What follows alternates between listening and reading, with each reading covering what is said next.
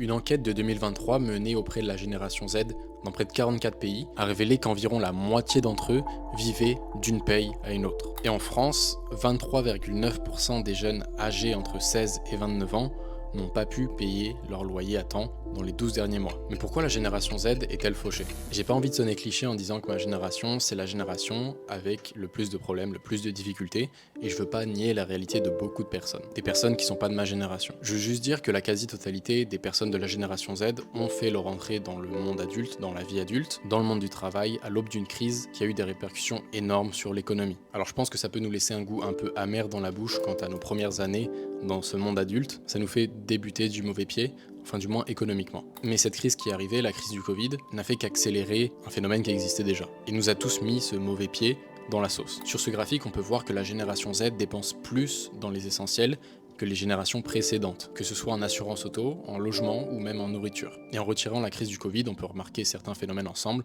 comme l'augmentation du salaire réel entre 1985 et 2020, ce qui est vraiment une bonne chose. Mais un des besoins principaux, un des besoins les plus bas sur la pyramide de Maslow, qui est le besoin de sécurité, le besoin de logement, lui a littéralement explosé de 120%. Et ça, même avant la crise. On peut voir ça dès le début des années 2000, avec déjà des pics quant au niveau du logement, donc c'est un petit peu compliqué de payer un loyer quand le salaire ne suit pas derrière. Et les résultats, les répercussions de ça, c'est un nombre important de personnes qui vont vivre en colocation ou même qui retournent vivre directement chez leurs parents. Ok, peut-être que certains ne veulent pas ou ne peuvent pas retourner chez leurs parents ou faire de la colocation. Ils peuvent être tentés d'aller vivre en dehors de la ville où les loyers sont moins chers, où les logements sont moins chers. Mais le problème, c'est que si tu te déplaces loin des grosses villes, t'as pas accès à tout ce qui est transport public facilement, t'as pas un bon réseau de bus, t'as pas le métro, t'as pas le tramway, donc il te faut une voiture, ce qui te fait une grosse dépense en plus, et il faut l'assurer aussi. Ah mince, le prix de l'assurance auto a doublé entre 2012 et 2022, c'est triste. Je pense que les salaires des jeunes débutants permettent pas de couvrir confortablement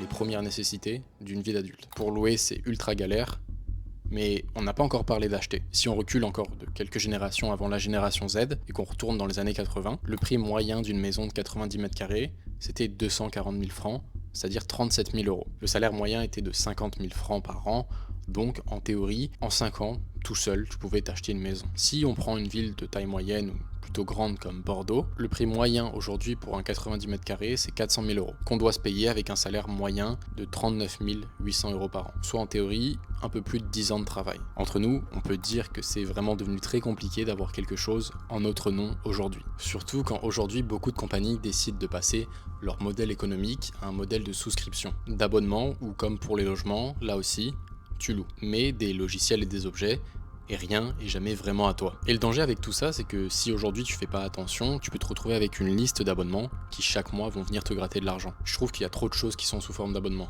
T'as sans doute un abonnement à une salle de musculation, c'est déjà un premier abonnement que tu dois payer. Si t'as un logement, t'as une assurance que tu dois payer. Si t'écoutes régulièrement de la musique, t'as sans doute un abonnement Spotify. Si tu veux te divertir un petit peu le soir en rentrant, t'as sans doute un abonnement Netflix, Amazon. Et si t'aimes faire du montage vidéo, bah là aussi tu dois payer un abonnement 30 euros par mois. Et même pour des choses beaucoup plus simples, comme utiliser ton imprimante, il y a même des formules d'abonnement qui existent. Oui, ça existe. Je vais t'expliquer rapidement. En gros, HP, ils ont fait un abonnement où tu payes des cartouches d'encre chaque mois si t'es quelqu'un qui imprime pas mal de documents. De cette manière-là, en soi, tu dois payer moins cher. Mais la chose, c'est que si par malchance, il y a un paiement qui passe pas, bah tu vas pas recevoir tes nouvelles cartouches d'encre, ce qui est normal. Mais même si tu as des cartouches d'encre qui sont pleines dans ton imprimante, tu ne pourras pas imprimer. Tant que t'as pas payé ta dette envers eux, ils vont rendre ton imprimante obsolète jusqu'à ce que le paiement se fasse. Et comme je t'ai dit, ça s'additionne chaque mois, ça te fait une liste de personnes à qui tu dois de l'argent, un loyer à absolument toutes ces compagnies. Et le pire, c'est que certaines compagnies vont même jusqu'au point où ça devient impossible de ne pas prendre la version payante. Ils vont jusqu'à dégrader l'expérience de l'utilisateur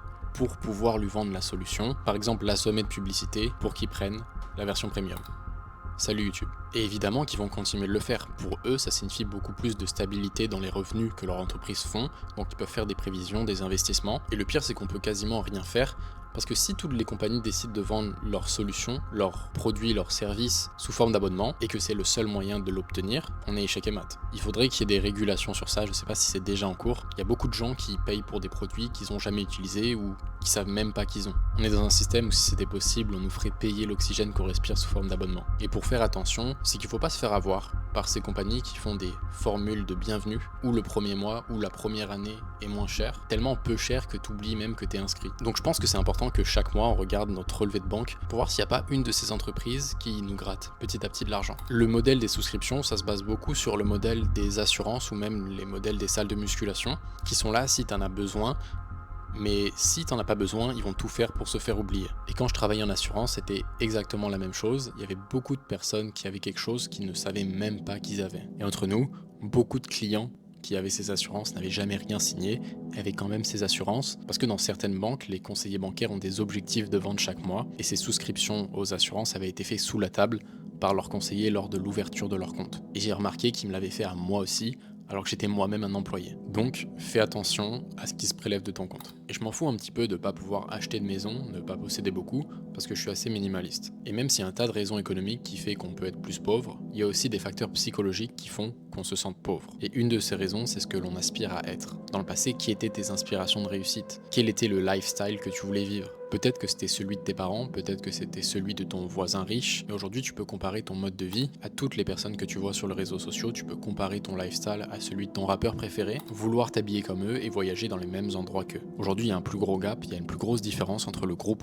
de référence et le groupe d'appartenance. Le groupe de référence, c'est-à-dire les personnes que tu prends comme modèle, est plus loin que ce que tu penses en réalité. C'est devenu normalisé de voyager énormément, d'avoir des modes de vie de luxe, et donc évidemment si t'as pas le même lifestyle qu'eux, tu vas te sentir pauvre, même si peut-être tu l'es pas. Enfin, je voudrais conclure sur quelque chose, c'est les conséquences d'une économie difficile sur le futur de notre génération, avec le fait que les gens se sentent de plus en plus pauvres, ou qu'ils le deviennent vraiment. Il y a de plus en plus de personnes, des gens de mon âge ou même un peu plus vieux, qui ne veulent plus ou qui ne peuvent plus avoir d'enfants, parce que pour eux ça coûterait trop cher et ils veulent pas donner une vie compliquée à leurs enfants. Cette baisse dans les naissances va avoir pas mal de conséquences, surtout quand ce sera à nous d'aller en retraite. Il n'y aura pas assez de contribuables pour payer la retraite d'une population qui est quand même vieillissante et vieillissante plus longtemps. La seule solution, ça serait de pousser l'âge du départ à la retraite à l'infini, et c'est pour ça que je pense que ma génération, on n'aura pas accès au système de retraite, et qu'il ne faut pas compter dessus. Alors je sais pas si on est pleinement équipé pour le moment,